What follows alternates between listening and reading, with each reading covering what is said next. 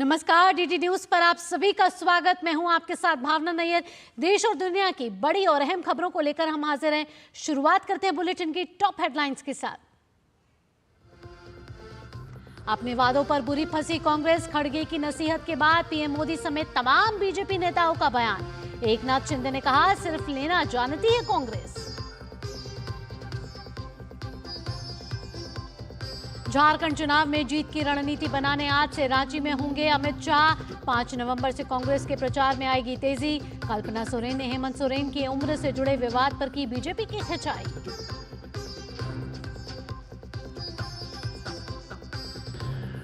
कर्नाटक में वक्फ की जमीन से जुड़े विवाद को लेकर कई जगहों पर तनाव। सिद्धारमैया सरकार के खिलाफ 4 तारीख को बीजेपी का विशाल प्रदर्शन।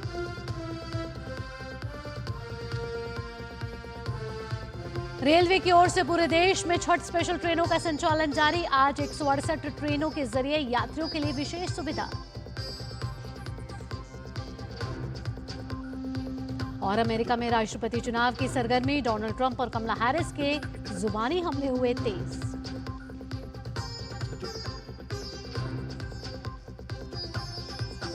और इन अहम सुर्खियों के बाद अब खबरें विस्तार से। कांग्रेस अध्यक्ष मल्लिकार्जुन खड़गे अपनी पार्टी की ओर से दी जा रही चुनावी गारंटी पर चिंतित हैं। इस चिंता में उनकी एक नसीहत ने उन्हें न सिर्फ अपनी ही पार्टी के भीतर बैकफुट पर खड़ा कर दिया है, बल्कि बीजेपी को भी बैठे बिठाए एक बड़ा मुद्दा दे दिया है। बीजेपी अब राहुल गांधी समेत तमाम पार्टी नेताओं की खिंचाई कर रही है। कर्नाटक में शक्ति गारंटी की समीक्षा किए जाने वाले एक बयान पर कांग्रेस अध्यक्ष मल्लिकार्जुन खड़गे ने अपने नेताओं को वही गारंटी देने की नसीहत देते हुए कहा था कि जिसे पूरा ना किया जा सके, ऐसे वादे नहीं करो।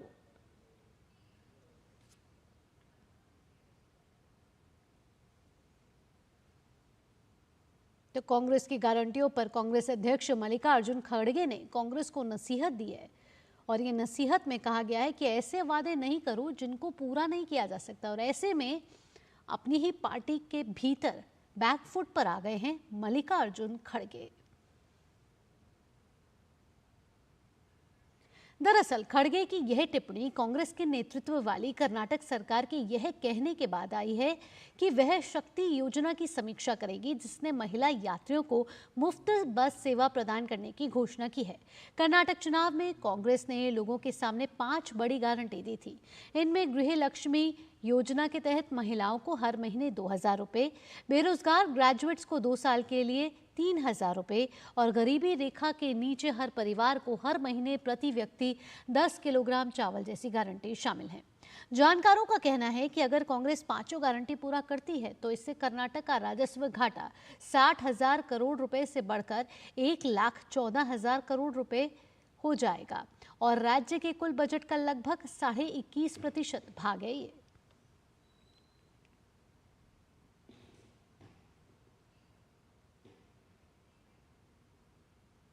बीजेपी ने खड़गे के बयान को आधार बनाकर कांग्रेस पार्टी और राहुल गांधी के खिलाफ मोर्चा खोल दिया है। 1 लाख रुपए हिंदुस्तान के सबसे गरीब महिलाओं के बैंक अकाउंट के अंदर हर महीने टकाटक टकाटक टकाटक टकाटक टक। ये है कांग्रेस के पूर्व अध्यक्ष राहुल गांधी। पिछले कई चुनाव में राहुल गांधी अपने भाषणों में खटाखट वाली कांग्रेस की गारंटियों की बात कर रहे हैं और लोगों से तमाम वायदे भी। इन्हीं वायदों से कांग्रेस कर्नाटक और हिमाचल प्रदेश जैसे कुछ राज्यों में सत्ता में भी आ गई, लेकिन लगता है कांग्रेस अध्यक्ष मल्लिकार्जुन खड़गे इन खटाखट गारंटियों से अब पल्ला झाड़ते नजर आ रहे हैं। खड़गे ने अब कांग्रेस इकाइयों को सलाह दी है कि वे अपने राज्य के बजट पर विचार किए बिना गारंटी की घोषणा न करें। बेंगलुरु में एक कार्यक्रम में अपनी गारंटी पूरी न करने पर कर्नाटक कांग्रेस को घेरते हुए खड़गे ने कहा, आपने कर्नाटक में 5 गारंटी का वायदा किया था। आपसे प्रेरित होकर हमने महाराष्ट्र में 5 गारंटी का वायदा कर दिया। अब आप कह रहे हैं कि आप उनमें से एक गारंटी को रद्द कर देंगे। यह ऐसा लगता है कि आप सभी अखबार नहीं पढ़ते, लेकिन मैं पढ़ता हूं, इसलिए मैं आपको ये बता रहा हूं। मैंने महाराष्ट्र कांग्रेस के नेताओं को सलाह दी है कि वे 5, 6, 7 या 8 गारंटी के वायदे न करें। इसके बजाय ऐसे वायदे करें जो आपके बजट के अनुरूप हो। बजट पर विचार किए बिना वायदे करने से दिवालियापन हो सकता है। इसका असर आने वाली पीढ़ियों पर पड़ेगा, इससे बदनामी हो सकती है और सरकार को अगले 10 वर्षों तक प्रतिबंधों का सामना भी करना पड़ सकता है। बीजेपी ने अब इसे लेकर कांग्रेस पर हमला बोला है और कहा कि खड़गे ने कांग्रेस की खटाखट योजना की पोल खोलकर रख दी है। आज कांग्रेस पार्टी ने अपने अध्यक्ष के माध्यम से पहली बार स्वीकार किया है कि कांग्रेस के द्वारा जो होता रहा है वो जनता की आंखों में धूल झोंकने की बात रही है। क्या श्रीमान खड़गे साहब माफी मांगेंगे? अगर डिफीट के डिप्रेशन में जो है वो डिफॉल्टर जस्टिफिकेशन कोई देने की कोशिश करे, खासतौर से कांग्रेस पार्टी और उसके प्रेसिडेंट, तो डिफीट के डिप्रेशन में डिफॉल्टर जो जस्टिफिकेशन है वो कोई जो है उसे स्वीकार नहीं करेगा। दरअसल खड़गे की ये टिप्पणी कांग्रेस के नेतृत्व वाली कर्नाटक सरकार के ये कहने के बाद आई कि वो शक्ति योजना की समीक्षा करेगी, जिसमें महिला यात्रियों को मुफ्त बस सेवा प्रदान करने की घोषणा की गई है। कर्नाटक चुनाव में कांग्रेस ने लोगों के सामने 5 बड़ी गारंटियां दी थीं। इनमें गृह लक्ष्मी योजना के तहत महिलाओं को हर महीने 2,000 रुपए, बेरोजगार ग्रेजुएट्स को 2 साल के लिए 3,000 रुपए और गरीबी रेखा से नीचे हर परिवार को हर महीने प्रति व्यक्ति 10 किलोग्राम चावल जैसी गारंटियां शामिल हैं। जानकारों का कहना है कि अगर कांग्रेस 5 गारंटियां पूरा करती है तो इससे कर्नाटक का राजस्व घाटा 60,000 करोड़ रुपए से बढ़कर 1,14,000 करोड़ रुपए हो जाएगा। और हालांकि कांग्रेस की कर्नाटक सरकार अब भी अपने विकास मॉडल की तारीफ ही कर रही है। Of course, Karnataka guarantee model is a model for the entire country. The BJP is also adopting it, and other parties are also adopting it. DK Shiv Kumar कुछ भी कह रहे हो, लेकिन एक बात तो साफ है कि खड़गे के बयान ने बीजेपी को कांग्रेस पर इस मामले में हमला करने का एक और मौका दे दिया है। Bureau report, TG news. प्रधानमंत्री नरेंद्र मोदी ने कांग्रेस के द्वारा झूठे वादे करने पर कांग्रेस पर कड़ा प्रहार किया है। कहा है कि कांग्रेस पार्टी को यह बात समझ में आ रही है कि झूठे वादे करना तो आसान है, लेकिन उन्हें सही तरीके से लागू करना मुश्किल या नामुमकिन है। वे लगातार प्रचार अभियान के दौरान लोगों से वादे करते नजर आ रहे हैं, लेकिन उन्हें पता है कि वे कभी पूरा नहीं कर पाएंगे। अब वे लोगों के सामने पूरी तरह बेनकाब हो चुकी हैं। तो प्रधानमंत्री नरेंद्र मोदी का कांग्रेस पर बड़ा हमला। उन्होंने कहा कि कांग्रेस सबके सामने बेनकाब हो चुकी है। तो कांग्रेस अध्यक्ष मल्लिकार्जुन खड़गे ने जिस तरीके से गारंटी पर बयान दिया, उसके बाद प्रधानमंत्री नरेंद्र मोदी ने कांग्रेस पर तंज कसा है। उन्होंने कहा कि हरियाणा के लोगों ने उनके झूठ को नकार दिया और इसी वजह से एक बार फिर बीजेपी का दामन थामा है हरियाणा की जनता ने, और कांग्रेस को वोट देना कुशासन, खराब अर्थव्यवस्था के लिए वोट देना, ये कहना है प्रधानमंत्री नरेंद्र मोदी का। उन्होंने कहा झूठे वादे करना तो आसान है, बहुत आसान है कि आप झूठे वादे कर दें, लेकिन उनको निभाएं ही ना, और वादों को सही तरीके से लागू करना मुश्किल है। तो कांग्रेस के झूठे वादों पर प्रधानमंत्री नरेंद्र मोदी का कड़ा प्रहार आया है, जहां उन्होंने लिखा है कि कांग्रेस जो है उसका कांग्रेस प्रायोजित संस्कृति से जनता को सावधान रहना चाहिए, ये कहना है प्रधानमंत्री नरेंद्र मोदी का। और हरियाणा में जिस तरीके से बीजेपी ने एक बार जीत फिर से हासिल की है, उन्होंने कहा कि कांग्रेस को एक बार फिर नकारा है जनता ने, और ये नकारा इसी वजह से क्योंकि वे झूठे वादे करती है। कांग्रेस को वोट देना, झूठे वादे करना आसान है, उन्होंने कहा, और इसी आसानी की वजह से कांग्रेस को अभी तक जो वोट बैंक जो है उनका वो बढ़ नहीं पा रहा और वोटों को सही तरीके से लागू करना मुश्किल है। उन्होंने कहा कि कांग्रेस अब सबके सामने बेनकाब हो चुकी है।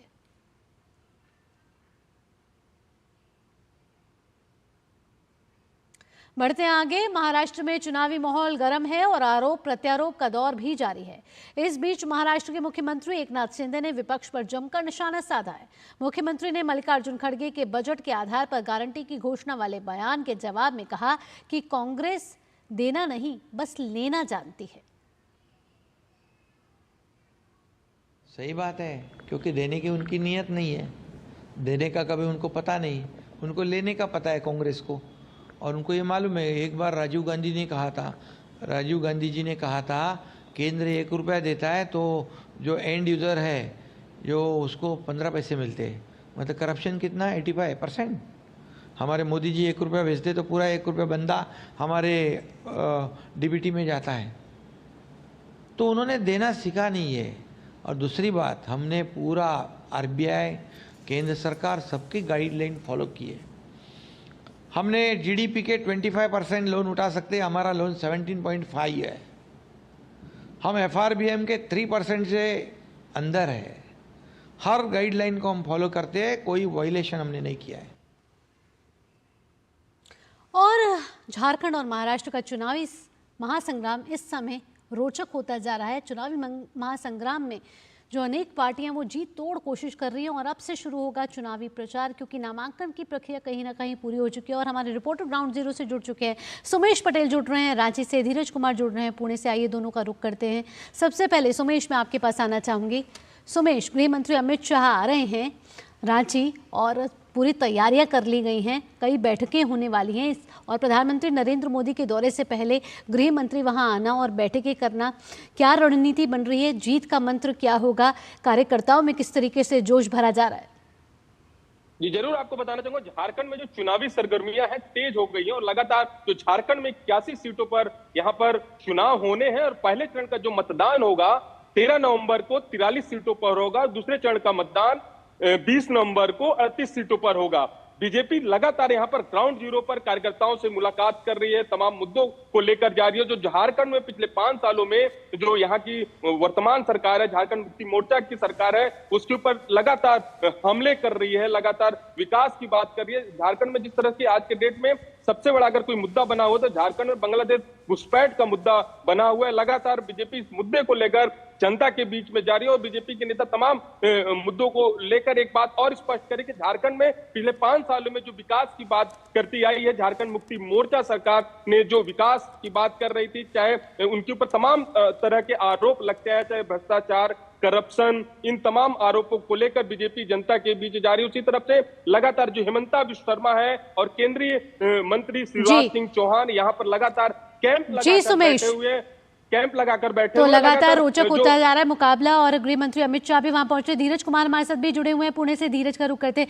धीरज, कहीं ना कहीं मल्लिकार्जुन का खड़गे का जो बयान है वो कांग्रेस को भारी पड़ रहा है और मल्लिकार्जुन खड़गे बैकफुट पर आते हुए नजर आ रहे हैं। प्रधानमंत्री नरेंद्र मोदी की भी तीखी प्रक्रिया आ चुकी है। ऐसे में ये तो साफ है कि मल्लिकार्जुन खड़गे खुद कह रहे हैं कि ऐसे वादे मत करो जो पूरे ना कर सको। तो महाराष्ट्र चुनाव है, यहाँ भी घोषणा पत्र आना है, यहाँ भी रेवड़ियाँ बटेंगी। ऐसे में इस तरीके का बयान आना कितना बड़ा नुकसान साबित हो सकता है कांग्रेस, इंडी गठबंधन या महाविकास अघाड़ी के लिए?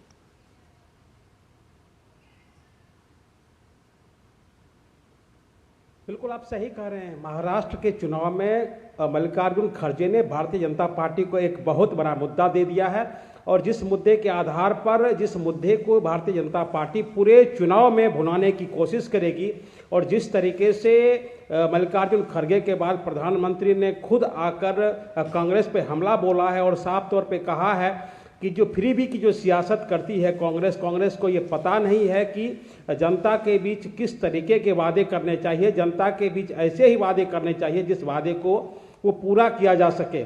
और बीते जो कांग्रेस शासित राज्यों की बात उन्होंने खास करके प्रधानमंत्री ने की है कि किस तरीके से जहां जहां कांग्रेस की सरकार है उस राज्यों की जो वित्तीय स्थिति है, जो राजकोषीय घाटा है, वो किस तरीके से बढ़ता जा रहा है। उन्होंने जो डीके शिव कुमार ने जिस तरीके से मल्लिकार्जुन खड़गे के सामने ये बोला था कि हमें महाशक्ति योजना के बारे में विचार करना है, तो उनको साफ तौर पे खड़गे ने कहा कि आप जिस योजनाओं की बात कर रहे हैं तो उस योजनाओं के हिसाब से कितना घाटा होगा, राज्य सरकार को कितना नुकसान होगा, इसका पहले आकलन करना आपको जरूरी है, क्योंकि आपने पहले भी जनता के सामने वायदे किए हैं जो वायदे पूरे नहीं हुए हैं।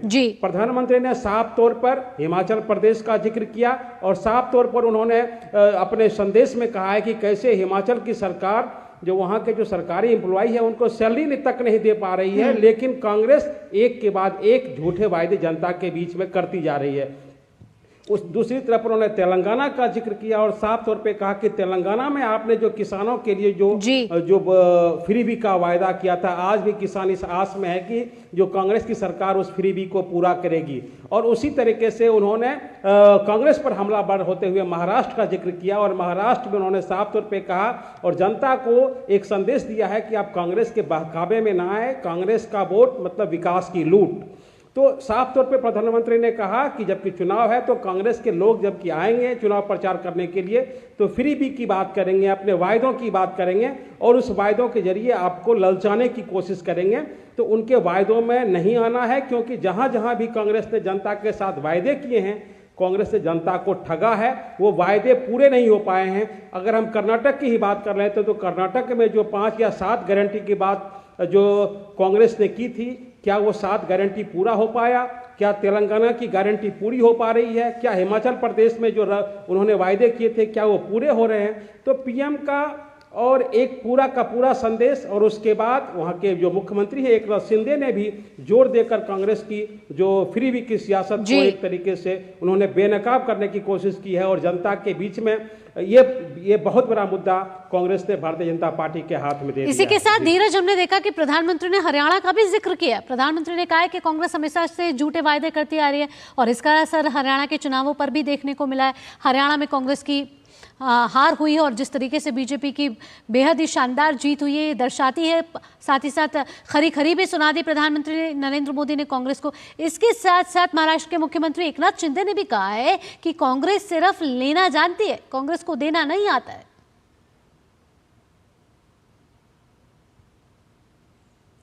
जी बिल्कुल, जो महाराष्ट्र के मुख्यमंत्री हैं एकनाथ शिंदे ने उन्होंने साफ तौर पे कहा है कि कांग्रेस केवल लेना जानती है, कांग्रेस देना नहीं जानती है।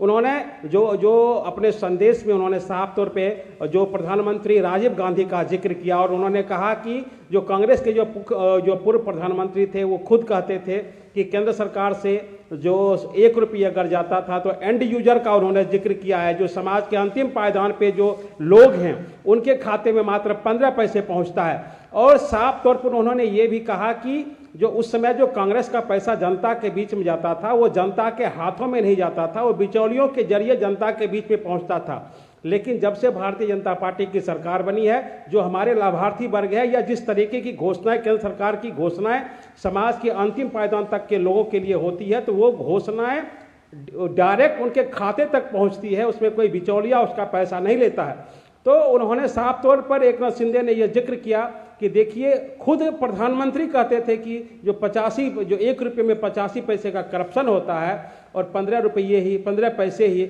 आम जनता तक पहुंचती है। और जहां तक आपने पीएम के हरियाणा का जिक्र किया तो हरियाणा में जिस तरीके से बड़े शान से कांग्रेस पार्टी के लोग या कांग्रेस पार्टी कहा करती थी कि वहाँ उनकी सरकार बन रही है और कांग्रेस पूरे फुल मेजोरिटी में वहाँ पहुँच रही है, और जिस तरीके से वहाँ की जनता ने जो उनके जो वायदे थे उनके वायदे को भुला दिया या कह सकते हैं कि उनके वायदे पर विश्वास नहीं किया, जिसका जिक्र प्रधानमंत्री ने कहा कि आप तो कह रहे थे कि कांग्रेस से हरियाणा में हमारी सरकार बन रही है, लेकिन आपने हरियाणा की जनता को अपने वायदों के जरिए ठगने की कोशिश की और जिसका नतीजा हरियाणा की जनता ने आपको दिखा दिया। जी धीरज, कहीं ना कहीं मल्लिकार्जुन खड़गे ने एक साफ सी बात कही और साफ सी बात में उन्होंने कहा कि बिना विचार किए ऐसे वादे ना करें जो आपको दिवालियापन पर ले आए।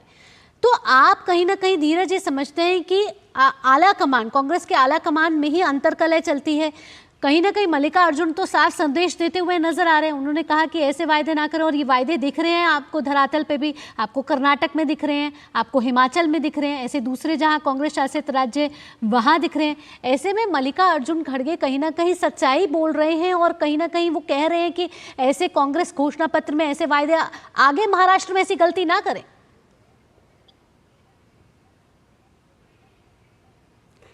जी बिल्कुल, आपने सही कहा। मल्लिकार्जुन खड़गे कांग्रेस के अध्यक्ष हैं, वो हर जगह चुनावी रैलियों में जाते हैं, सभाओं में जाते हैं, प्रचार करते हैं और मीडिया के सवालों का उन्हें जवाब देना होता है, उनके सामने ये चुनौती होती है। तो उन्होंने साफ तौर पे अपने ही नेताओं को समझाया है, अपने ही नेताओं को एक तरीके की नसीहत दी है। और जैसा कि आप जानते हैं कि जो डी शिव कुमार जो हैं वो कांग्रेस के उप मुख्यमंत्री हैं कर्नाटका सरकार में और कांग्रेस के कद्दावर नेता माने जाते हैं। तो जिस तरीके से डी शिव कुमार ने महाशक्ति योजना के जरिए महिलाओं को फ्री भी देने की बात की थी, चाहे वो फ्री बस की बात की थी, तो उस पर उन्होंने साफ तौर पर पलटवार किया है कि जनता के बीच में अगर आप कोई स्कीम को फिर से चालू करना चाहते हैं या जनता के बीच में जाना चाहते हैं तो इस पे पहले आप पहले विचार कर लें कि जो हम जनता के सामने वायदे करने जा रहे हैं उस वायदे को हम पूरा करने की स्थिति में हैं या नहीं है। हालांकि मल्लिकार्जुन के खड़गे के कहने के बाद कांग्रेस उस समय से अपनी लिस्ट दर लिस्ट जारी कर रही है कि उन्होंने अभी तक कितने काम किए हैं कर्नाटका में, कितने लोगों को क्या फ्री भी दिया है या कितने लोग जनता के वायदे को उन्होंने पूरा किया, उसकी एक लिस्ट कांग्रेस जारी कर रही है। लेकिन ये एक सच्ची हकीकत है जिसका कि वर्णन जो नसीहत मल्लिकार्जुन खड़गे ने अपने ही नेताओं को दिया है और उन्होंने साफ तौर पर कहा कि हम जबकि चुनाव में जाते हैं और जनता के बीच जबकि हम पहुंचते हैं तो हम अपनी जीत सुनिश्चित करने के लिए, लोगों को ललचाने के लिए, लुभाने के लिए हम किसी भी तरीके के वायदे करते हैं, जबकि हमें पता होता है कि जो हमारा जो वित्तीय कोष है कि उतने फ्रीबी को हम बांट सकते हैं या नहीं दे सकते हैं, या उसको देने के बाद हमारे राज्य की जो वित्तीय स्थिति होगी वो कैसी होगी, तो इसका आकलन पहले हमें करना चाहिए। जी ठीक धीरज, आप हमारे साथ जुड़े रहिए। यहाँ हम एक छोटा सा ब्रेक ले रहे हैं, लेकिन ब्रेक के बाद भी आपसे चर्चा जारी रखेंगे और जानने की कोशिश करेंगे कि महाराष्ट्र में और किन राजनीतिक समीकरणों पर आरोप प्रत्यारोप का सिलसिला दोनों गठबंधन की ओर से जारी है। ये सब इस छोटे से ब्रेक के बाद। कभी नाच गाना और बेहतरीन खाना, कभी सास बहू की नोक-झोंक में स्वाद का मुस्कुराना, कभी रिश्तों में मुस्कुराहट और स्वाद भरना। असली मसालों का उपहार MDH बनाए खास हर त्योहार, क्योंकि हर रिश्ता है स्वाद से जुड़ा। आइए मनाए खुशियों की दीपावली MDH मसालों वाली। जब धरती चीर कर निकलता है लोहे का पत्थर और मिलता है मोंगिया के जोश से, फिर तपता है, पिघलता है और बनता है फौलाद। अब होता है सरिया सारी खूबियों के साथ। मोंगिया स्टील, मजबूत देश का मजबूत सरिया। ब्रेक के बाद आपका स्वागत है और हम आपको पल पल की खबर दे रहे हैं झारखंड और महाराष्ट्र के चुनावी महासंग्राम से जुड़ी हुई, जहां आपको बता दें कि महाराष्ट्र में 20 नवंबर को 288 सीटों पर मतदान होना है, जिसकी गिनती 23 नवंबर को होगी और उसके बाद आएगा जनादेश। हमारे रिपोर्टर्स पल पल की जानकारी DD न्यूज के जरिए हम तक पहुंचा रहे हैं। सुमेश पटेल जुड़े हुए हैं रांची से, धीरज कुमार जुड़े हुए हैं पुणे से। धीरज, आपसे एक और सवाल करना चाहेंगी मैं कि जिस तरीके से हमने कुछ दिन पहले भी देखा कि NCP में कुछ नेताओं के बीच हाथापाई हो गई थी और वो हाथापाई हुई थी चुनावी घोषणा पत्र पर, जिस तरीके से मंथन चल रहा था। अब जब चुनावी घोषणा पत्र महाविकास आघाड़ी को जारी करना है, ऐसे में मल्लिकार्जुन खड़गे का ये बयान और ये नसीहत देना कि इस तरीके के घोषणा पत्र, महाराष्ट्र के घोषणा पत्र में ऐसे वायदे ना किए जाएं, तो महाविकास आघाड़ी में हमने सीट शेयरिंग को लेकर भी देखा कि एक अंतर कलह रही और बड़े ही समय बाद कांग्रेस की पहली लिस्ट जारी हुई। ऐसे में अब चुनावी घोषणा पत्र में जब सब गठबंधन के नेता बैठेंगे, फिर किस तरीके की हलचल होने वाली है?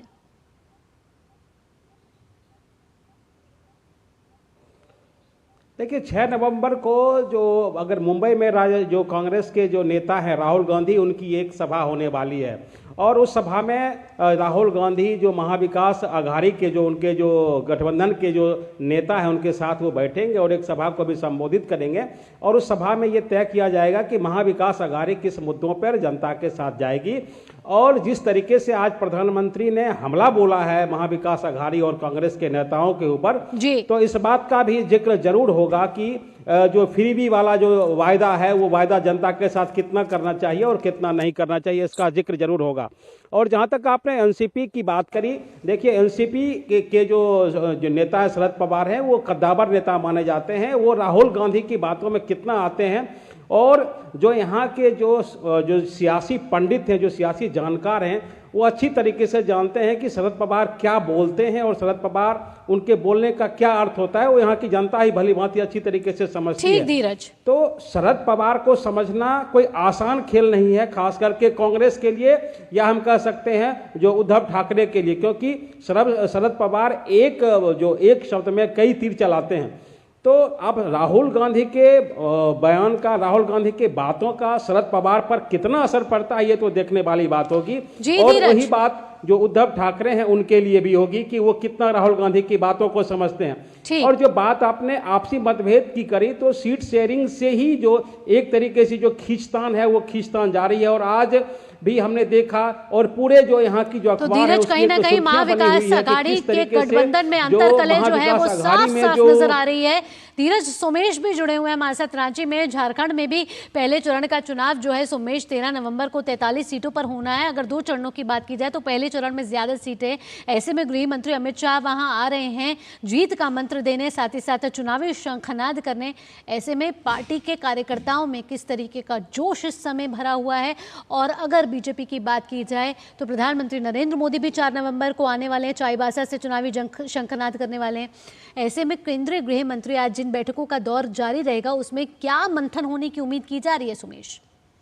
लगातार आपने देखा होगा कि विधानसभा चुनाव में केंद्रीय मंत्रियों का जो दौरा है लगातार पिछले कई महीनों से जारी है और इसी बीच एक बार फिर से केंद्रीय गृह मंत्री अमित शाह रांची आ रहे हैं और रांची आने के बाद तमाम जो बीजेपी के वरिष्ठ नेता हैं, कार्यकर्ता हैं, उनसे तमाम मुद्दों पर बातचीत करेंगे और लगातार इसके बाद प्रधानमंत्री नरेंद्र मोदी का भी दौरा पिछले बार आने को हुआ था और इस बार फिर से एक बार प्रधानमंत्री 4 नवंबर को झारखंड आ रहे हैं। झारखंड में चाईबासा में और गढ़वा में वहां पर रैली करेंगे। तो कहीं ना कहीं प्रधानमंत्री नरेंद्र मोदी और केंद्रीय मंत्री अमित शाह का यह दौरा काफी अहम और महत्वपूर्ण जा रहा है। जिस तरह से यहाँ पर राज्य में जो झारखंड की मुक्ति मोर्चा सरकार है, 5 साल पे उन्होंने जिस तरह से विकास की बात की थी कि हम विकास हमने झारखंड में किया है, अस्मिता की बात कर रहे थे, तमाम मुद्दों को लेकर यहाँ पर जो झारखंड की मुक्ति मोर्चा सरकार इन मुद्दों को लेकर भी जनता के बीच जा रही है, वोट बैंक मांग रही है। तो उसी तरह बीजेपी भी यहाँ पर जी सुमेश संक्षिप्त में आपसे पूछना चाहूंगी, जिस तरीके से कांग्रेस अध्यक्ष मल्लिकार्जुन खड़गे ने कांग्रेस को ही नसीहत दे दी है,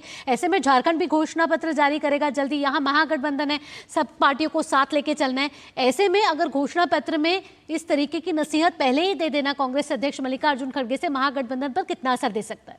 आपने देखा होगा कि कांग्रेस की जहां जहां सरकार रही, उससे पहले जब 2019 में जब छत्तीसगढ़ में कांग्रेस की सरकार रही या तेलंगाना में सरकार रही, तो उनके द्वारा जो भी वादा किया गया आज तक वह पूरा नहीं हो पाया। दूसरी तरफ जिस तरह से राहुल गांधी ने भी कहा था कि युवाओं को खटाखट पैसा देंगे, महिलाओं को खटाखट पैसा दिया जाएगा, वो भी आज तक वादा पूरा नहीं हो पाया है। लेकिन उसी तरह से झारखंड में जिस तरह से कांग्रेस यहाँ पर 30 सीटों पर चुनाव लड़ रही है, झारखंड मुक्ति मोर्चा जेएमएम यहाँ पर 43 सीटों पर चुनाव लड़ रही है और बीजेपी यहाँ पर 68 सीटों पर और आजसू 10 सीटों पर चुनाव लड़ रही है। यहाँ पर सीट शेयरिंग को लेकर भी काफी माथापच्ची देखने को मिली थी। बीजेपी में जो सीट शेयरिंग का जो यहाँ पर फार्मूला था, बड़े अच्छे तरीके से सीट शेयरिंग हो गया था, लेकिन दूसरी तरफ जो यहाँ पर इंडिया महागठबंधन की सरकार थी, यहाँ पर सीट शेयरिंग को लेकर भी काफी दिक्कतों का सामना करना पड़ा था।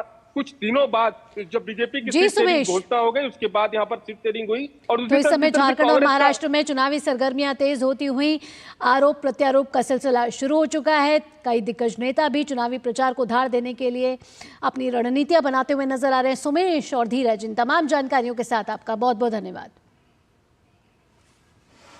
बढ़ते आगे, झारखंड में पहले चरण के चुनाव के लिए सरगर्मियां अब तेज हो गई हैं। गृह मंत्री अमित शाह आज शाम राजधानी रांची पहुंचेंगे। रांची में अमित शाह प्रदेश कार्यालय में आयोजित 2 बैठक में शामिल होंगे। पहली बैठक प्रदेश भाजपा के नेताओं की है।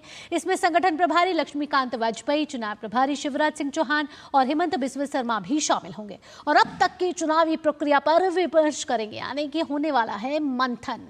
इसके बाद सभी विधानसभा प्रभारियों के साथ बैठक होगी और इस बैठक में चुनाव प्रचार अभियान पर चर्चा होगी। प्रदेश अध्यक्ष बाबूलाल मरांडी और तीनों प्रभारी भी इस अवसर पर उपस्थित रहेंगे। इन बैठकों के साथ विधानसभा चुनाव में जीत की रणनीति बनाने का काम करेंगे।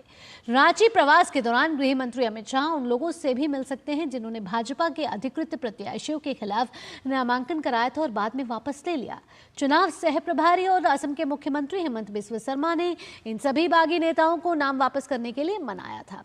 इसके अलावा पार्टी के सांसदों की भी बैठक की संभावना है। इसमें उनके क्षेत्र में चुनाव तैयारियों पर विमर्श किया जाएगा। अमित शाह कल रांची में सिमरिया, बरकट्ठा और घाटशिला जाएंगे। इन तीनों जगहों पर भाजपा प्रत्याशी के लिए अमित शाह वोट की अपील करते हुए जनसभाओं को संबोधित करेंगे। यहां रुकेंगे एक छोटे से ब्रेक के लिए। खबरें और भी हैं, आप देखते रहिए टीटी न्यूज़।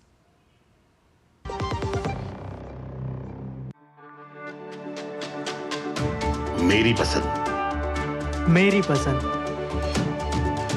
मेरी पसंद, मेरी पसंद, हमारी पसंद, हम सबकी पसंद। मजबूत देश का मजबूत सरिया हो गया स्टील। यार Ajay, look at your dad. हम इस उम्र में ऐसे रहेंगे क्या? बिल्कुल रहेंगे, अगर पापा जैसी सही प्लानिंग की तो। जैसे कि मेरे पापा ने इन्वेस्ट किया LIC के जीवन अक्षय में, जो दे रहा है इमीडिएट और guaranteed annuity at regular intervals, जिंदगी भर के लिए। वाह, पर हमें तो इस एज तक वेट करना पड़ेगा ना? बिल्कुल नहीं, हमने तो अभी इन्वेस्ट किया है LIC के न्यू जीवन शांति में, जो हमें देगा डिफर्ड एन्युटी, मतलब कुछ साल बाद से रेगुलर इनकम। आई सी। LIC के एन्युटी प्लान्स दे एन्युटी ऑप्शंस और नियमित इनकम पाने में फ्लेक्सिबिलिटी भी। LIC, हर पल आपके साथ। ब्रेक के बाद आपका स्वागत है और अब बताते हैं आप झारखंड में कांग्रेस किस तरीके से रणनीति के साथ आगे चल रही है। कांग्रेस ने पूरा जोर लगा दिया है कि वो इस चुनाव में बेहतर प्रदर्शन कर सके, लेकिन पार्टी के अंदर का गतिरोध यहां भी सतह पर दिखाई दे रहा है। दरअसल शुक्रवार को सभी समितियों की समीक्षा के लिए पार्टी ने एक बैठक बुलाई। इसमें किस समिति के कार्य की रूपरेखा कैसी है, इस पर बातचीत हुई ताकि आगे क्या कदम उठाए जाए उस पर काम हो सके। लेकिन इस बैठक में टिकट बंटवारे का जिन्न बाहर आ गया। भेदभाव का आरोप लगाते हुए हंगामा होने लगा, जिसके बाद माहौल शांत करने की कोशिश हुई। बंद हॉल में हुई इस बैठक को मीडिया से दूर रखा गया, लेकिन अंदर की खबरें बाहर आ रही है।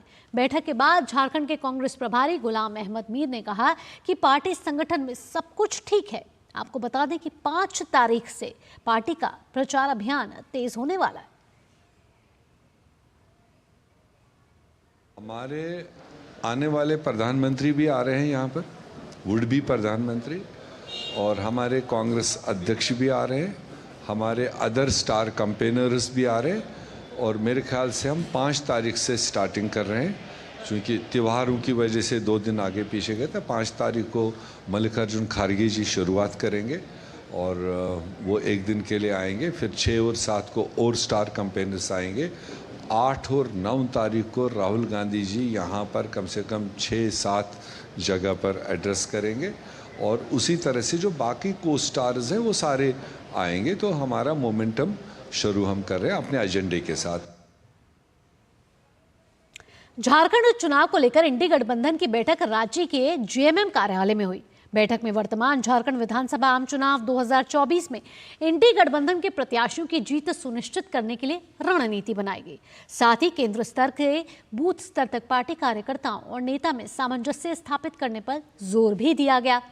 इंडी गठबंधन के घोषणा पत्र में किन मुद्दों को प्रभावी रूप से जनता के बीच रखना है और किन मुद्दों को लेकर जनता के बीच जाना है, इन सभी विषयों पर विस्तार से चर्चा की गई है।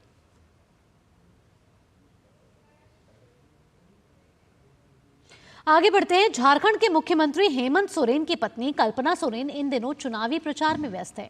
गांडे सीट से जेएमएम की उम्मीदवार कल्पना सोरेन ने रांची से पार्टी की उम्मीदवार महुआ माझी के समर्थन में प्रचार किया।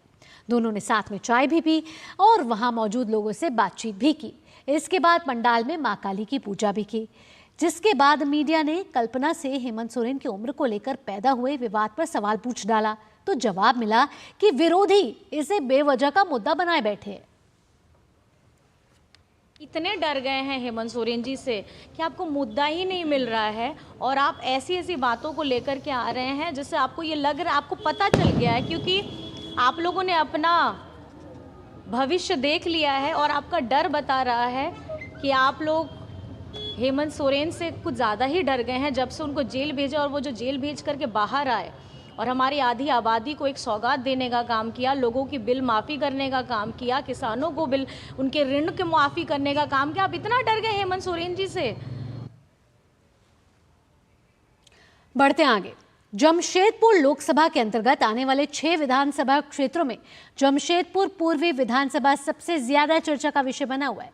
पिछले 40 सालों से इस विधानसभा में बीजेपी का कब्जा रहा है, लेकिन 2019 में निर्दलीय उम्मीदवार सरयू राय ने तत्कालीन मुख्यमंत्री रघुवर दास को हराया था, जिसके बाद इस बार रघुवर दास की बहू पूर्णिमा दास साहू इस सीट से भाजपा की उम्मीदवार है। पूर्णिमा पत्रकारिता के क्षेत्र में भी अपना योगदान दे चुकी हैं। हमारे संवाददाता कुमार आलोक ने उनसे खास बातचीत की है। जमशेदपुर ईस्ट विधानसभा निर्वाचन क्षेत्र से हमारे साथ है पूर्णिमा साहू, जो भारतीय जनता पार्टी के उम्मीदवार हैं। मैम, किन मुद्दों पर आप इस क्षेत्र में चुनाव लड़ने जा रही हैं? जनता की समस्याएं तो बहुत सी हैं। मैं जब उनके बीच में जा रही हूँ, उनकी कोई ना कोई समस्याएं जो है वो मेरे समक्ष रख रहे हैं, तो मैं उन्हें आश्वस्त करती हूँ कि उनकी जो भी समस्याएं होंगी, जो भी मुश्किलें या परेशानियां होंगी, उनका निराकरण मैं पूर्णतः से कर सकूंगी। और खासकर जो समस्याएं उभर कर आ रही हैं, जो जनता मुझसे शेयर कर रही है, मुझसे बांट रही है, वो समस्याएं हैं जल, पानी की असुविधा और नाली का जो है वो भराव, जल जमाव, सड़कों में सड़क अच्छे से बनना नहीं, ये सारी जो समस्याएं वो सामने आ रही हैं। तो ये सारी छोटी मोटी समस्याएं हैं, पर ये 5 साल में ये इस पर काम नहीं हुआ, ये सबसे बड़ा मुद्दा है। आपके सामने कांग्रेस के स्टॉलवर्ड्स खड़े हैं, डॉक्टर अजय कुमार जो यहाँ पे एसपी रह चुके थे और सांसद भी रह चुके हैं, तो किस तरह से उनकी चुनौती को आप लेती हैं? देखिए, चुनौती हर क्षेत्र में आती है और मेरे ख्याल से जो चुनौतियां हैं, अगर मैं उसका डट कर सामना करूं और जो जनता का विश्वास मुझे मिल रहा है उसके बल पर जो है मैं ये चुनाव लड़ रही हूं, उनके आशीर्वाद और उनके विश्वास के बल पर ये चुनाव लड़ रही हूं। नारी शक्ति, आप यंग हैं, नारी हैं, महिला सिक्योरिटी को लेकर इनसिक्योरिटी हर जगह है, तो उनकी सिक्योरिटी को लेकर कैसे उनको आप आश्वस्त करेंगी अगर आप प्रतिनिधि बन के आई तो? देखिए, मैं महिला हूं, तो महिलाओं का दर्द दुख जो है अच्छे से समझ सकती हूं, उनकी भावनाओं से अभी तक मैं जुड़ते आ रही हूं। आपने तो देखा ही होगा कि हेमंत सोरेन जी की जो सरकार है, गठबंधन की सरकार है, उसमें जो इनके जो कार्यकाल रहे हैं उसमें 7,000 से अधिक महिलाओं और लड़कियों के साथ ऐसे दुर्व्यवहार के घटनाएं सामने आई हैं। तो बस ये जो अन्य पार्टी के जो लोग हैं वो सिर्फ इनकी महिला हितैषी बनने का ढोंग करते हैं, ये है नहीं, पर सिर्फ ढोंग मात्र ये दिखावा करते हैं। जी, ये थी पूर्णिमा साहू, भारतीय जनता पार्टी के उम्मीदवार, जिनका कहना है कि महिला सिक्योरिटी हमारे लिए सबसे प्रायोरिटी पे होगी और झारखंड की हेमंत सरकार के दौरान, यानी हेमंत सरकार के कार्यकाल के दौरान जितने महिलाओं पर अत्याचार हुए हैं उन सब की केसें खुलवाई जाएगी और दोषियों को सजा दी जाएगी। कैमरामैन शिव के साथ Kumar Alok, DD news, Jamshedpur east. और आइए अब कुछ अन्य महत्वपूर्ण खबरों का भी रुख कर लेते हैं। यात्रियों की सुविधा के लिए रेलवे ने विशेष प्रबंध किए। कतारबद्ध तरीके से ट्रेन में प्रवेश की व्यवस्था की गई है। साथ ही भीड़ प्रबंधन के लिए अतिरिक्त कर्मचारी और रेल सुरक्षा बल के जवान तैनात किए गए हैं।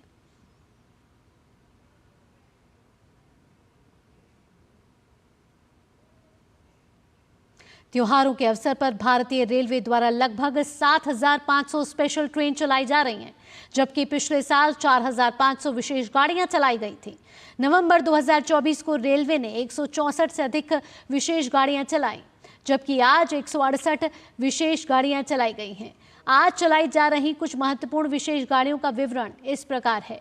01009 Lokmanya Tilak Danapur express, 01481 Pune Danapur express, 01143 Lokmanya Tilak Danapur express, 01415 Pune Gorakhpur express, 01079 Mumbai Chhatrapati Shivaji terminal Gorakhpur express, Pune Danapur express, Bhubaneswar Dhanbad express, Puri Patna express, Visakhapatnam Bhubaneswar express, Anand Vihar Gaya express, Nai Delhi Patna express, Coimbatore Dhanbad express, Anand Vihar Muzaffarpur express, Anand Vihar Muzaffarpur express, Bengaluru Danapur express, Howrah Raxaul express, Sealdah Gorakh express, Sealdah Jaynagar, Sealdah Lucknow, Puri Gwalior, Delhi Prayagraj, Amritsar Chhapra express, Bandra Gorakhpur, Lokmanya Tilak Gorakhpur, Amritsar Katihar, Dibrugarh Kolkata express, New Jalpaiguri Patna, Delhi Banaras express,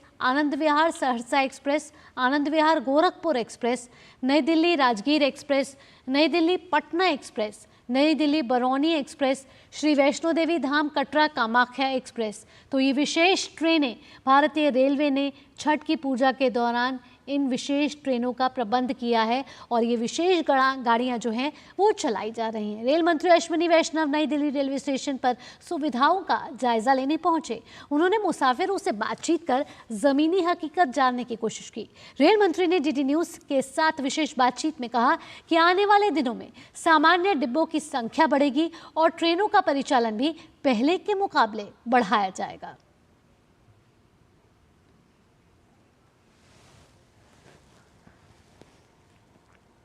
हमारे साथ रेल मंत्री अश्विनी वैष्णव नई दिल्ली रेलवे स्टेशन पर मौजूद हैं, जो मुसाफिरों की सुविधा का मुआयना करने के लिए आए हैं। रेल मंत्री जी, अभी मैं आनंद विहार स्टेशन पे था। लंदन में रहने वाले कानपुर के एक दंपति मिले। उन्होंने कहा कि मैं लंदन में रहता ज़रूर हूँ, लेकिन हिंदुस्तान का जो रेल नेटवर्क है वो लंदन की तरह यहाँ पर सुधरता हुआ दिखाई पड़ रहा है और क्रेडिट आपको दे रहे हैं। देखिए, प्रधानमंत्री श्री नरेंद्र मोदी जी ने रेलवे के लिए बहुत सारे इनिशिएटिव्स लिए हैं और उसका लाभ लोगों को मिल रहा है। आप देखो, जिस तरह से ये छठ और दीपावली के महापर्व पे सब जगह व्यवस्था की गई है, बड़े बड़े होल्डिंग एरियाज़ बनाए गए हैं, लोगों के मूवमेंट के लिए बहुत ही एक सिस्टमेटिक वे में मूवमेंट हो सके और एक रिकॉर्ड संख्या में 7,000 7,435 स्पेशल ट्रेन चलाई जा रही है। कल तक 51 लाख लोग स्पेशल गाड़ियों से जा चुके हैं। तो बहुत बड़ी सुविधा है और इस सुविधा को बहुत व्यवस्थित तरीके से करने का प्रयास किया जा रहा है। अलग अलग द्वार बनाए गए हैं और अनरिजर्व और रिजर्व लोगों को अंदर ले जाया जा रहा है अलग अलग गेट से, जिसकी वजह से जो स्टैम्पेड है उसकी संभावना बहुत कम दिखाई पड़ रही है। देखिए, लास्ट ईयर कई सारे नए प्रयोग किए गए थे। उस अनुभव से जो सीखने को मिला उनको इस साल और भी बेहतर तरीके से किया जा रहा है। सभी पैसेंजर्स का भी मैं धन्यवाद देना चाहूँगा कि सबने एक बहुत ही कोऑपरेटिव वे में इतने बड़े आयोजन का किया। सामान्य श्रेणियों में टिकट पहले जो था बर्थ बहुत मुश्किल था, लेकिन इस बार देख रहे हैं कि लोग सामान्य बोगियों के जो मुसाफिर हैं वो भी संतोष जता रहे हैं, लेकिन कह रहे हैं कि डब्बों की अभी 12,500 जनरल कोच का स्पेशल मैन्युफैक्चरिंग प्रोग्राम चल रहा है, जिससे कि देश भर में जनरल कोच ट्रेन्स में बढ़ सके। इसके अलावा भी जो बहुत सारी ट्रेन्स अभी चलाई गई हैं स्पेशल, जैसे अमृत भारत ट्रेन है, वो पूरी की पूरी अनरिजर्व्ड और स्लीपर कोच की है। तो इस तरह की फैसिलिटीज़ देखो, रेलवे का पूरा फोकस है कि ये गरीबों की सवारी है, ये मिडिल क्लास की सवारी है। तो गरीबों के लिए और मिडिल क्लास परिवारों के लिए मैक्सिमम फैसिलिटीज़ दी जाए। गरीबों और मिडिल क्लास की सवारी है भारतीय रेल, और इसको ध्यान में रखकर आने वाले दिनों में सवारी गाड़ियों की संख्या भी बढ़ेगी और जनरल बोगियों के जो डब्बे हैं उसकी तादाद में भी वृद्धि होगी। ये कहना है भारत सरकार के रेल मंत्री का, जो नई दिल्ली रेलवे स्टेशन पर अभी मुआयना करने के लिए पहुंचे और यहां पर आकर उन्होंने मुसाफिरों से भी बातचीत की और मुसाफिरों से बातचीत कर उन्होंने ये जानने की कोशिश की कि आखिर भारतीय रेल के द्वारा जो सुविधाएं दी जा रही हैं वो सुविधा काफ़ी हैं या नहीं काफ़ी हैं। कैमरामैन राहुल के साथ नई दिल्ली रेलवे स्टेशन से मैं राजेश राज, डीडी न्यूज़ के लिए। उत्तर रेलवे ने यात्रियों की सुविधा का पूरा ध्यान रखते हुए आनंद विहार रेलवे स्टेशन पर यात्रियों के खाने पीने और ठहरने की विशेष व्यवस्था की है। रेलवे के इन विशेष प्रबंधों का लेकर उत्तर रेलवे के CPRO हिमांशु शेखर उपाध्याय से विशेष बातचीत की हमारे संवाददाता राजेश राज ने। आइए आपको सुनाते हैं क्या विशेष प्रबंध किए गए। दिवाली के बाद अब छठ का शोर और कहें जोर शुरू हो गया है और जो मुसाफिरों की भीड़ है वो रेलवे स्टेशन पर उमड़ने लगी है। छठ के मौके पर भी पूरी व्यवस्था चाक चौबंद होगी। हमारे साथ उत्तर रेलवे के CPRO हिमांशु शेखर उपाध्याय हैं, उनसे हम जानेंगे कि आखिर छठ की क्या तैयारियां हैं। आनंद विहार रेलवे स्टेशन के बारे में कहा जाता है कि यहाँ पर पूर्वांचल के लिए जो है वो मुसाफिर सबसे ज़्यादा यहाँ आते हैं और पूर्वांचल का एक महत्वपूर्ण त्यौहार है छठ। तो आनंद विहार स्टेशन पर भी ये भारी भीड़, भारी हुजूम दिखाई पड़ रहा है। यहाँ पर क्या कुछ अलग इंतजामात किए गए हैं? देखिए, यहाँ होल्डिंग एरिया है, वहाँ सारी व्यवस्थाएं हैं, पीने के पानी की, खान पान की, में हेल्प यू स्क्रीन्स हैं, इन्फॉर्मेशन स्क्रीन्स हैं जिनमें रियल टाइम बेसिस पर ट्रेन के बारे में पता चलता है, टिकटिंग है। इसके अलावा देखें, आप मेडिकल रिलेटेड कोई प्रॉब्लम हो तो बगल में ही प्रधानमंत्री जन औषधि केंद्र है। तो एक अच्छी व्यवस्था देने की कोशिश की गई है। पंखे लगे हुए हैं, आप देख सकते हैं, कालीन बिछाया गया है लोगों के बैठने के लिए, आराम करने के लिए। तो कोशिश हमारी ये है। रिजर्व और अनरिजर्व का सेग्रीगेशन कई जगहों पर कर दिया गया है। लोगों को कंट्रोल्ड एक्सेस दिया जा रहा है ताकि प्लेटफॉर्म पर अतिरिक्त भीड़ भाड़ ना हो, जिससे कोई अप्रिय स्थिति की संभावना ना हो। जनरली हम अपनी यात्रा जो है 60 दिन पहले 50-60 दिन पहले प्लान करते हैं, तो 60 दिन का ERP करने से जेन्युइन पैसेंजर्स को फायदा होगा। इसके अलावा टाउटिंग पर भी एक काफ़ी हद तक इससे रोक लगने की संभावना है। कुछ इन्फॉर्मेशन देना चाहेंगे दूरदर्शन के दर्शकों के लिए जो छठ के मौके पर कुछ नया प्रयोग आप कर रहे हो? एक सबसे बड़ा प्रयोग हमने नई दिल्ली स्टेशन पर किया है कि जो हमारी हाईली पेट्रोनाइज ट्रेन्स हैं, जैसे बिहार संपर्क क्रांति है, वैशाली है, इस तरह की जो ट्रेन्स हैं उनको हम प्लेटफॉर्म नंबर 16 से चला रहे हैं ताकि लोगों को फुटओवर ब्रिज क्रॉस ना करना पड़े। दूसरा, हमने जो इस बार CCTV कैमरे की संख्या बढ़ाई है और बहुत महत्वपूर्ण बात यह है कि इस बार महिला RPF स्टाफ की संख्या बढ़ाई है, महिला टिकट चेकिंग स्टाफ की संख्या बढ़ाई है, ताकि हम अपनी लोन लेडी पैसेंजर्स जो हैं उनको अच्छे से सेवित कर पाएँ। और मेरी आपके माध्यम से मेरे सभी सम्मानित यात्रियों से ये अनुरोध है, निवेदन है कि हमने हर स्टेशन पर कुछ न कुछ व्यवस्था में परिवर्तन किए हैं आपकी सहूलियत के लिए, आपकी सुविधा के लिए। तो अपनी ट्रेन का जो डिपार्चर हो उससे 35-40 मिनट पहले आएँ ताकि आप आराम से ट्रेन में बैठ सकें और सहूलियत आपको मिल सके। उत्तर रेलवे ने जो इंतजामात किए हैं वो आपके सामने हैं और ये जो भीड़ है आप देखिए कि लाइन लगाकर लोगों को प्लेटफॉर्म पर दाखिल कराया जा रहा है, वह एक सिस्टमेटिक व्यवस्था यहाँ पर दिखाई पड़ रही है। कैमरामैन राहुल के साथ आनंद विहार रेलवे स्टेशन से मैं राजेश राज, डीडी न्यूज़ के लिए। और भारतीय रेलवे की इन विशेष तैयारियों को जानने के लिए डीडी न्यूज़ के संवाददाता राजेश राज ने बात की है रेलवे बोर्ड के कार्यकारी निदेशक सूचना और प्रसार दिलीप कुमार से।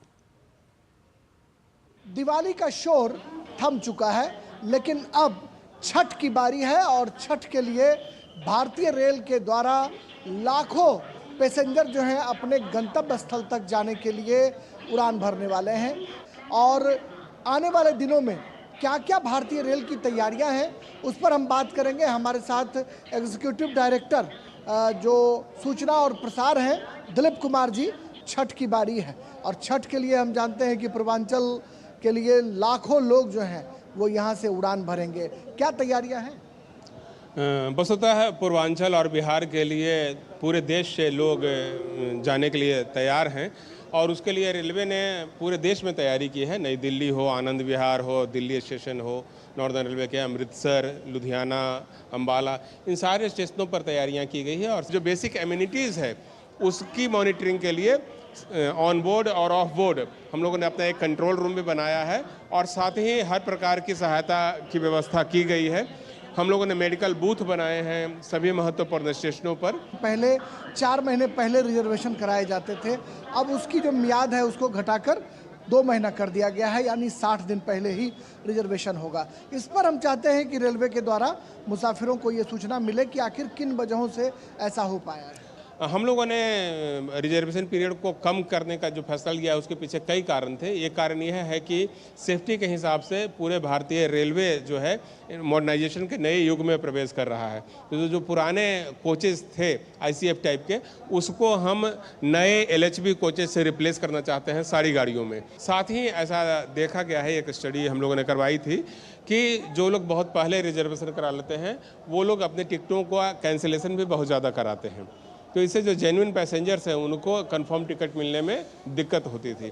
तो अब जब 60 दिन का ही एडवांस रिजर्वेशन सुलभ है तो हम उम्मीद करते हैं कि जो कैंसिलेशन है वह भी कम होगा। ईडी दिलीप कुमार जी, जिनका साफ तौर पर यह कहना था कि ज़रूरत के हिसाब से भी हम ट्रेनों का परिचालन सुनिश्चित कर रहे हैं ताकि मुसाफिर आराम से छठ पूजा के लिए अपने घरों तक पहुँच सकें और परिजनों के बीच छठ पूजा मना सकें।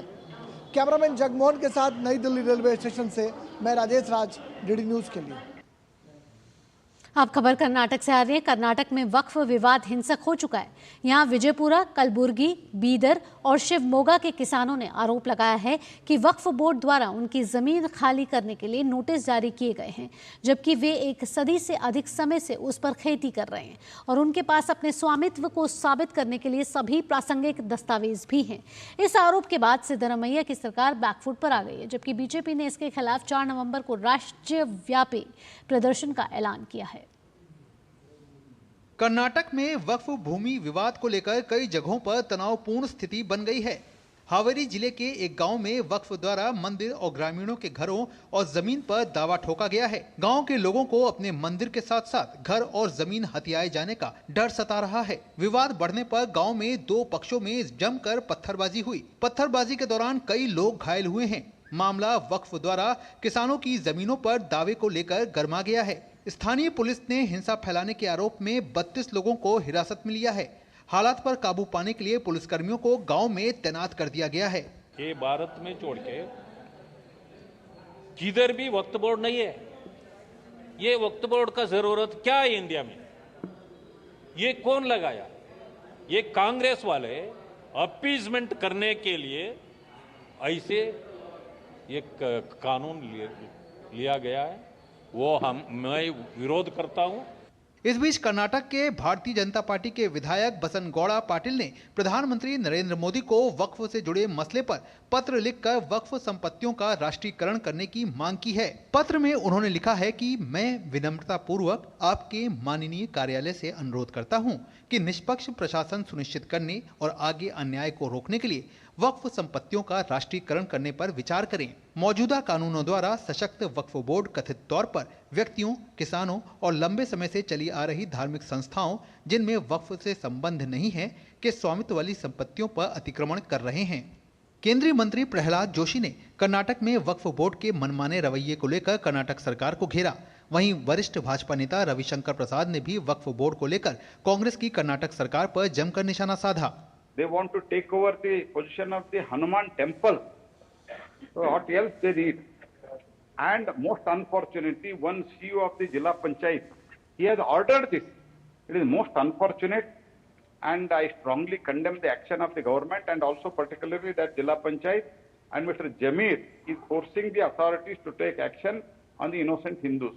हम कांग्रेस पार्टी से कहेंगे, कृपया करके गरीब किसानों की संपत्ति को अगर वक्फ के नाम जबरन चढ़ाने की कोशिश की जाएगी तो उसका हम खुलकर विरोध करेंगे। हालांकि विवाद सामने आने के बाद कर्नाटक सरकार बैकफुट पर है।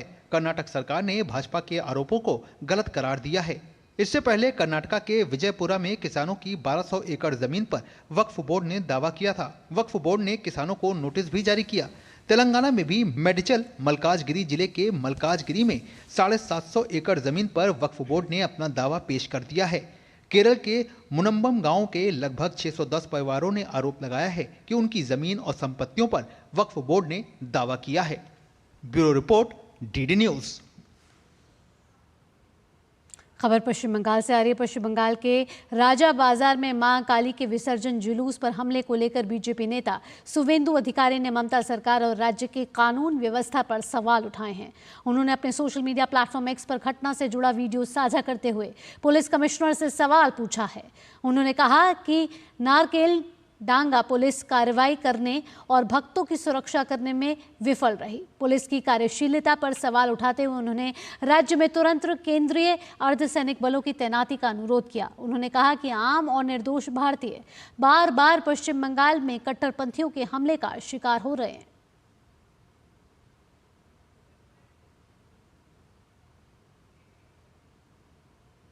पश्चिम बंगाल के मेदिनीपुर उपचुनाव पर भाजपा नेता दिलीप घोष ने कहा, टीएमसी यहां उपचुनाव कराती है, वे तय करते हैं कि किसे वोट मिलना है।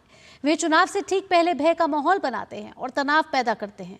उन्होंने भाजपा कार्यालय में तोड़फोड़ शुरू कर दी है और अब वे भय के माहौल बनाकर चुनाव जीतने की कोशिश करेंगे।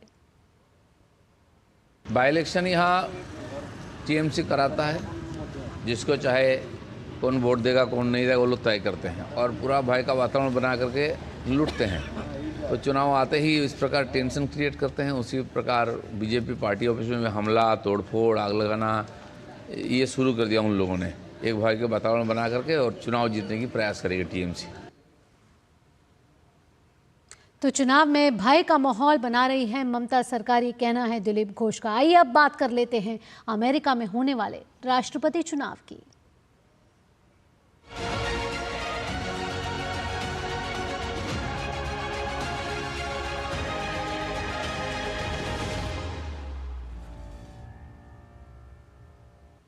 अमेरिका में राष्ट्रपति चुनाव के लिए अब केवल 3 दिन बचे हैं। 5 नवंबर को होने वाले चुनाव से पहले आरोप प्रत्यारोप का दौर जारी है। उपराष्ट्रपति कमला हैरिस और पूर्व राष्ट्रपति डोनाल्ड ट्रंप के बीच मुकाबला है। पूर्व राष्ट्रपति डोनाल्ड ट्रंप ने मिल्वॉकी में रैली करने से पहले मिशिगन के वॉरेन में रैली करी। उन्होंने रैली के दौरान कहा कि यदि वे चुने जाते हैं तो वाहन निर्माता कंपनी स्टेलांटिस अमेरिका से मेक्सिको में नौकरियां स्थानांतरित करने का प्रयास करती है तो वह उस पर 100% टैरिफ लगा देंगे। डोनाल्ड ट्रंप ने यूनाइटेड ऑटो वर्कर्स यूनियन के अध्यक्ष और रिपब्लिकन उम्मीदवार के मुखर आलोचक श्रमिक नेता शॉन फेन को वॉरेन रैली में बेवकूफ़ मूर्ख करार दिया। साथ ही रैली के दौरान उन्होंने पूर्व सांसद लिज चेनी पर भी हमला बोला। वहीं कमला हैरिस ने विस्कॉन्सिन में चुनावी रैली की। हैरिस ने यूनियन कार्यकर्ताओं और स्थानीय नेताओं को संबोधित कर उनका चुनावी समर्थन सुनिश्चित करने की अपील की। उन्होंने विनिर्माण समुदायों में निवेश करने का भी संकल्प लिया।